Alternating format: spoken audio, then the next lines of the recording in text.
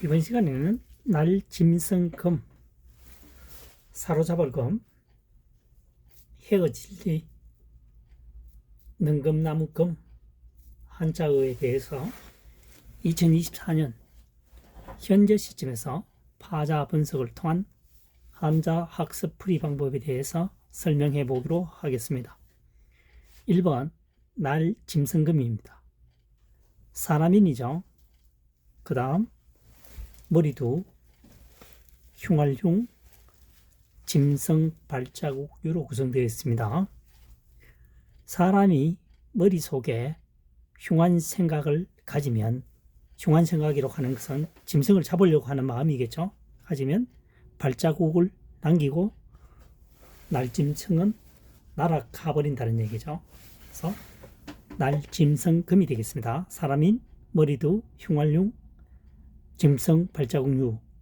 사람의 머릿속에 흉한 생각을 가지고 있으면 발자국만 남기고 날짐승은 사라진다는 얘기죠. 그래서 날짐승 금이 되겠습니다. 금수, 새와 짐승이란 말이겠죠. 날짐승과 짐승, 새와 짐승이 되겠습니다. 금수. 사로잡을 금입니다. 손수변이죠. 손수변. 변이라고 하는 것은 좌측에 사용되는 한자를 말합니다.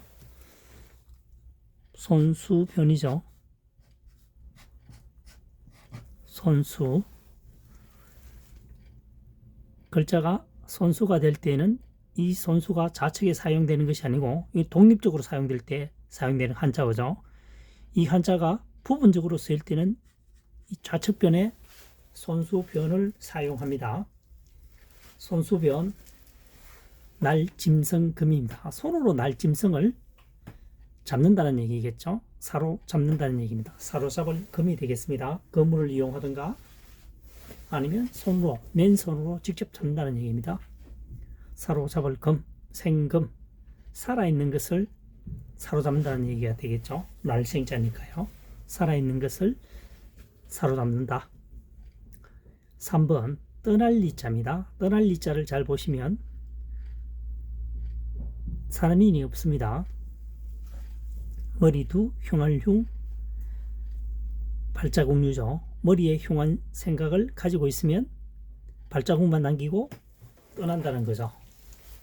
그래서 사람이든 짐승이든 마음속에 좋지 않은 생각을 갖고 있으면 서로 이별을 한다. 이렇게 보시면 되겠습니다. 떠난다. 자기 곁을 떠난다. 새가 떠난다라고 하는 거죠. 새 주자니까. 새가 떠난다. 그러니까 새가 떠나면 언제 올지 모르겠죠. 기약 없는 헤어짐이 되겠습니다. 그래서 헤어질리, 분리시키다는 말 많이 하죠. 분리, 나눌 분, 헤어질리, 분리할리 되겠죠. 그래서 4번 능금나무 금자입니다. 날짐승금, 나무목이죠. 날짐승들이 좋아하는 나무는 능금나무다는 얘기입니다. 능금나무가 붉은색이기 때문에 잘 보입니다. 과학적으로 설명하는 것은 아니고 여기서는 학습을 하기 위해서 사람의 입장에서 살펴보는 겁니다. 붉은 나무가 아무래도 눈에 잘 띄겠죠. 그래서 능금나무 금입니다. 사과나무의 일종인데 집에서 사람이 키우는 것이 아니고 자연적으로 키우는, 다시 말해서 야생의 사과나무라는 얘기입니다. 능금나무는. 그래서 능금나무 금자가 되겠습니다. 임금, 숲을 속에 있는 뭐죠? 능금나무라는 얘기입니다. 1번 날짐승 금입니다. 사람인 머리도 흉활흉, 짐승, 발자국, 유. 사람이 머리에 흉한 생각을 가진다면 날짐승은 발자국만 남기고 날아간다는 얘기죠. 날짐승 금이 되겠습니다. 금수. 2번 손수변이죠. 손수변. 만약에 손수변을 쓰지 않고 손수를 쓰게 되면 뭡니까? 수금으로 읽을 수도 있다는 거죠. 이런 혼선을 방지하기 위해서 이 손수가 손수변으로 글자를 변형시켜 놓았습니다. 그래서 사로잡을 금이 되겠습니다. 손으로 날짐승을 잡는다. 잡을 금, 사로잡을 금. 3번 헤어질립니다. 떠날리죠. 떠날리는 머리두 흉활용 짐승 발자국 유. 머리에 흉한 생각을 가지면은 발자국만 남기고 사람이든 동물이든 모두 자기 곁을 떠난다는 거죠. 그래서 사이좋게 지내야 한다는 의미가 내포되어 있습니다. 떠날리 새추. 새가 떠난다는 거죠. 새가 떠나게 되면은 굉장히 멀리 가죠. 따뜻한 남쪽 나라 추운 지역에서 언제 만날지 모릅니다. 아주 먼 여행을 떠난다는 얘기가 되겠죠. 그래서 떠날리 새추. 새와 떠날 때는 기약 없는 헤어짐이다. 됐습니다. 분리, 나눌 분, 떠날리. 분리시킨다는 얘기가 되겠죠. 4번 능금나무 금입니다. 능금나무 금. 나무목 날짐승 금이죠. 날짐승들이 좋아하는 나무는 능금나무다. 왜냐하면 능금나무는 붉은색이기 때문에 눈에 잘 띄고 또 맛있다라고 표현을 해보겠습니다. 맛있는 사과다. 그래서 날짐승들이 좋아하는 나무는 능금나무가 되겠다. 능금나무 금 되겠습니다. 그 다음에 먹어볼 금입니다.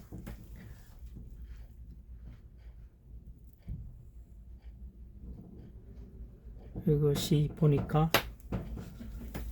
날짐승 금으로 되어야 될 것 같습니다. 한자가 잘못 써여진 것 같아요. 떠나는데 입으로 머금는다 기보다는 사람인이 들어가야 되는 게 맞는 것 같습니다. 날짐승은 입으로 머금는다 라고 써야 되겠죠. 자, 16획이 맞는지 한번 살펴보겠습니다.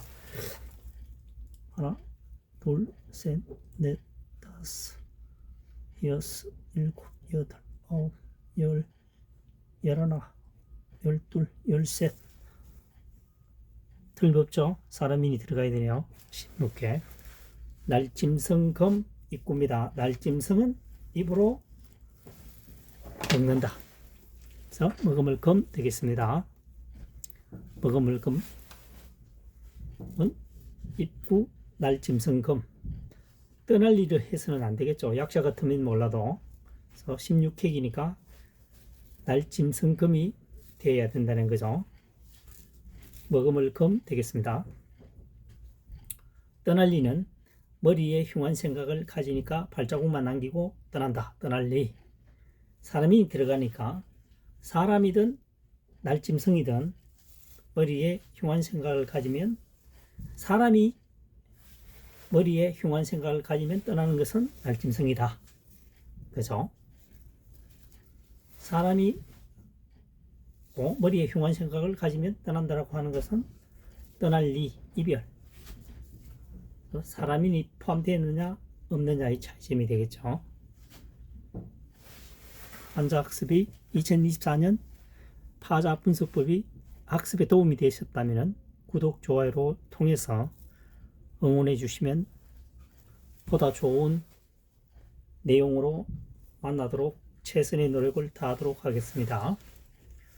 다음 시간에 뵙도록 하겠습니다.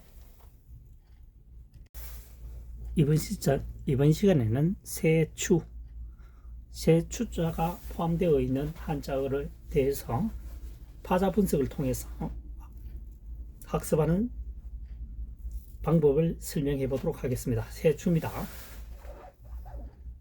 2번 노풀채, 3번 모일집, 4번 어려울 난, 5번 재촉할 채입니다. 새추. 2번 노풀체죠. 산 아래에 새가 있다는 거죠. 산 아래에 새가 있다는 겁니다. 그래서 높은 곳이라는 얘기입니다. 산 아래까지 접근하기 가장 좋은 것은 새라는 얘기죠. 높은 곳에. 그래서 높을 채자가 되겠습니다. 채외. 3번 모일집입니다. 새추 나무목이죠. 나무 위에 새들이 모여 있죠. 그래서 모일집입니다. 나무 위에 가장 많이 모여 있는 것은 주로 새들이죠. 그래서 새집자가 모일집이 되겠습니다. 그래서 시집. 4번 어려울 난입니다. 어려울 난. 좌측편에 진흙근이죠. 우측에는 새 추자입니다. 진흙 속에 새가 있으니까, 새가 진흙 속에 있으니까 움직이려면 굉장히 어렵겠죠. 그래서 어려울 난입니다. 어려울 난. 진흙 속에 새가 갇혀 있으니까 날기에는 퍽 어렵다는 겁니다. 그래서 어려울 난자입니다. 난감하다 할 때 이 한자를 쓰게 되겠습니다. 난감. 감은 견딜감이겠죠. 5번 제초갈채입니다. 사람인 변이죠. 높을 채입니다. 사람들은 높은 곳에 올라가라고 재촉한다는 거죠.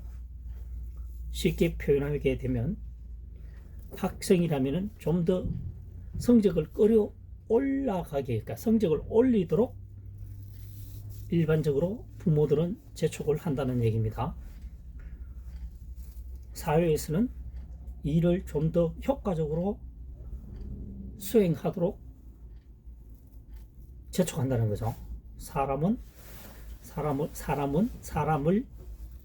높은 곳에 도달하도록 재촉을 한다. 주변에서 말이죠. 재촉할 채 되겠습니다. 자, 그러면 1번 새 주자를 구체적으로 한번 설명을 해 보겠습니다. 새 주자는 머리두 플러스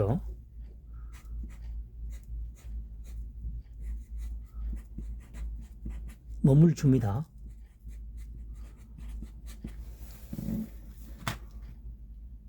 머물 주자죠. 주인주 사람인 붙으면은 머물 주자입니다. 머리는 사람에 해당하면 사람과 비교하면 높은 곳에 해당이 되죠.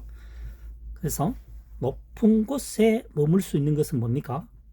새라는 얘기입니다. 이 두 개가 합해진 거죠. 그래서 새추자가 되겠습니다. 높은 곳에 머무는 동물은 새다. 새추자가 되겠습니다. 2번 매산이죠. 산 아래에 새가 있다는 거죠. 산 아래에 새들만 머물고 있다는 것은 굉장히 높은 지역이다. 그죠? 산 아래에 새들만 이렇게 모여서 생활하고 있다는 것은 굉장히 높은 지역에 해당된다. 그래서 높을 채자가 되겠습니다. 3번 모일집입니다. 새추 나무목이죠. 나무 위에 새들이 모여서 생활을 한다. 새들이 모여서 휴식을 취하고 있다. 그래서 모일집, 시집 되겠습니다. 시집. 글들을 모아놓은 것이 시집이죠. 시집. 4번 어려울 난입니다. 진흙근입니다. 진흙근. 좌측에 있는 글자가 진흙근이죠.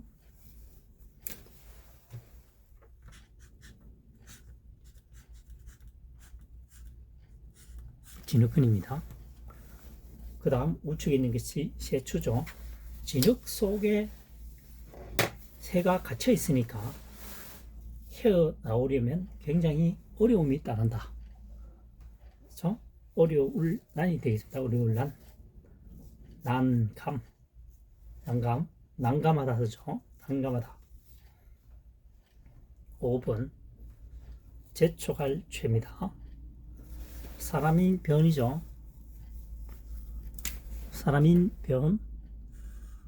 우리가 일반적으로 알고 있는 것은 사람인이죠. 그래서 좌측에 사용될 때는 이렇게 사람인을 쓰는 것이 아니고 변형시켜서 사람인, 이렇게 사람인 변을 씁니다. 사람인을 쓰게 되면 노불체죠.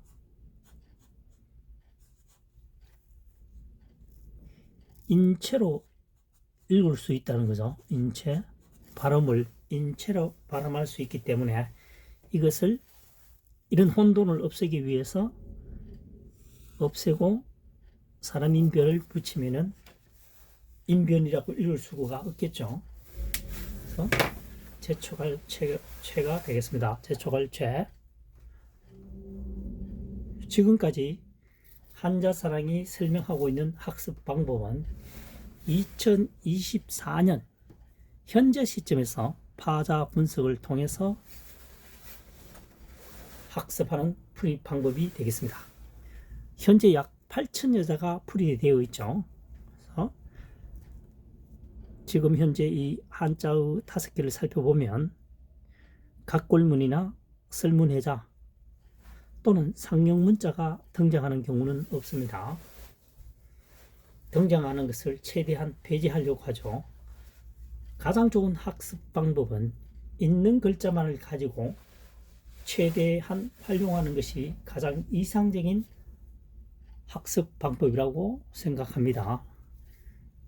여기 주어진 한자어를 배제시키거나 아니면 설명을 미사여구 좀 더 잘 하기 위해서 다른 한자어를 빌려와서 설명하게 되면 그 당시에는 그럴듯하지만 시간이 경과한 후에는 애매해지는 거죠. 그래서 가장 좋은 학습 방법은 주어진 한자만을 가지고 풀이 학습하는 것이 장기간 기억 저장하는 데는 상당한 도움이 된다 라고 확신하고 있습니다. 한자사랑의 학습 방법이 도움되셨다면 구독, 좋아요 응원해 주시면 항상 감사하는 마음으로 더욱 정진하도록 하겠습니다. 감사합니다. 다음 시간에 또 뵙도록 하겠습니다.